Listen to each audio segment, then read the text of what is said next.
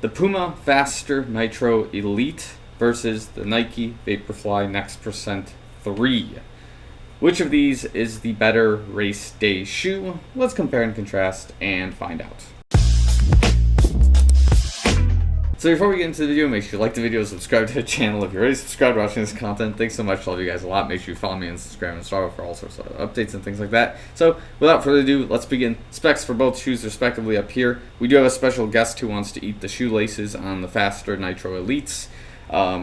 She's kind of off to the side of the camera. If she shows up, cool. If not, that's okay as well. But yeah, let's kick off with the Faster Nitro Elite in terms of some of the things that make the shoe unique compared to the Vaporfly Next Percent 3. Of course, the overall design of the shoe is just crazy to begin with. We're talking about two different foam stacks separated essentially by a power plate, carbon plate piece in the shoe. And then, of course, we have this gap running through the middle of the shoe that kind of gives it a strange weight reduction piece to the shoe. And again, we're just using the Puma Nitro Elite foam all the way across the shoe.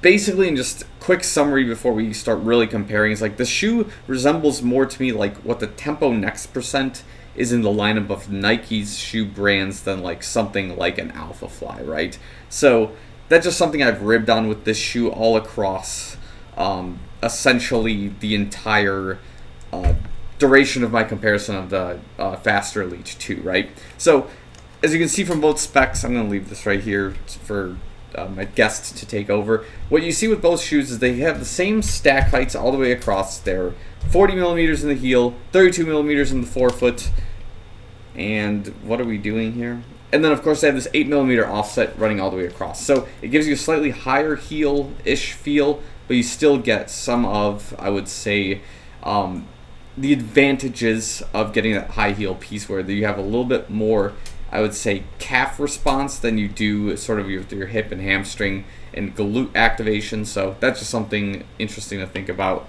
Here, I'm going to put this down so you can go and play with the shoe over there. So go ahead if you want to go down. No?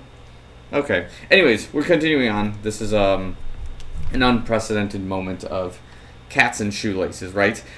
But the main difference, as you can see with both shoes, as I grab this one instead, is that the weight between both shoes is a critical flaw for one of them, right?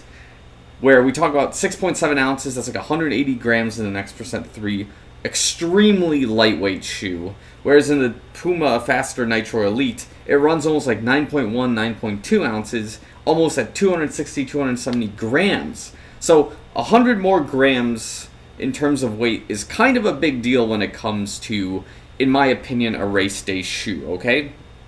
And the reason for that is, like, I can understand the principle of why you would want a heavier shoe, okay? My thought process would be is, as you're putting more weight into the ground, your rebound from the plate might be greater. That's kind of where my brain goes to it, but I suppose it also depends where the weight is being allocated in the shoe. Is it in the forefoot area where you want that response from the plate? Is it in the heel? Is it spread all the way across the shoe where you need more of a roll? Is it in the upper?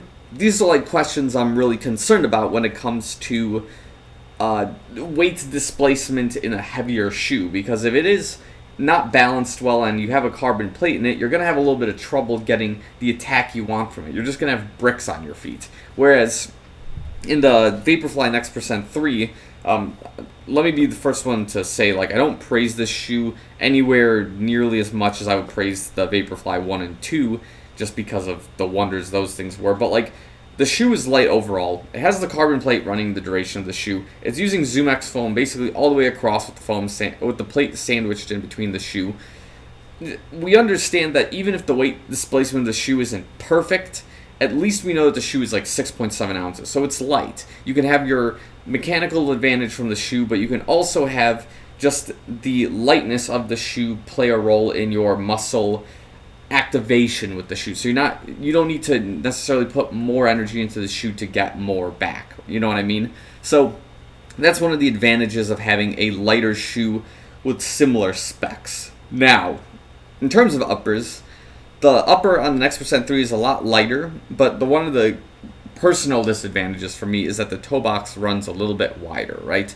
that ends up being an issue in terms of like how your feet kind of sit in this toe box area, that they might move around a little bit. You might get a little bit of friction. You might not get the exact lockdown and ride that you would be necessarily looking for in this shoe. Your impact and rebound on the ground might be a little tricky. So those are things to consider when the toe box runs a little bit wide compared to its predecessors, which otherwise would have had a slightly more streamlined toe box, a little bit tighter. They still had flex, but not nearly as much flex as this shoe has, okay? We do have the gusseted tongue. We have the shoelaces kind of running the same as like the Alphafly and its previous pieces there. And yeah, just the boxiness of the Zoom X foam cutout is like, I'm not a big fan of the design of this necessarily, but I get it. Nike was going into more of a boxy direction at that time. So that's kind of where I sit with that one. And again, as we were beginning to get into with the faster Nitro Elite, the two separate foam stacks with the carbon plate just being visible, running the entire duration of the shoe with like Nitro Elite on the top, and this like this EVA foam basically riding the bottom with just, it's like a minimum layer to the rubber. This creates a lot of friction, in my opinion, just based on the way it's striking, in addition to this toe box not being really tight.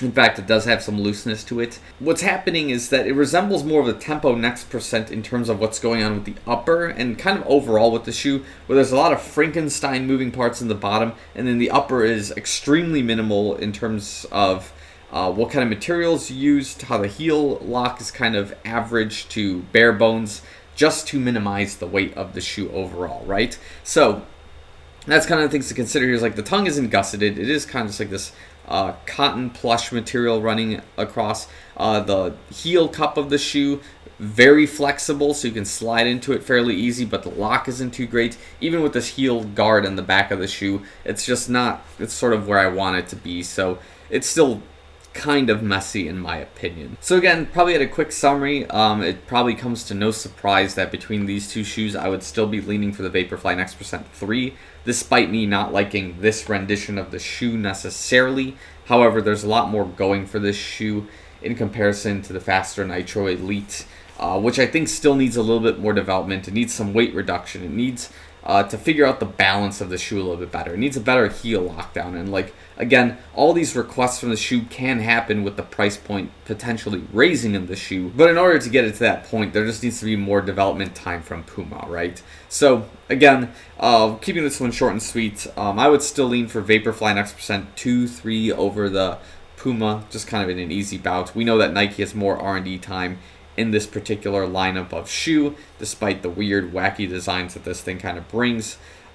This is still running stronger than the Puma Faster Nitro Elite. And again, if you agree or disagree with the assessment, let me know in the comments below. I just thought that talking about this particular comparison was just something to make clear, as it's been asked from me before, of like, do I buy a Nike or do I buy a Puma for my race day? And like, again, it's still ultimately your decision, but as far as I'm aware, the Nike product is definitely better than the Puma product right now, but that can always change as time kind of goes on. So I think I will leave the review right here.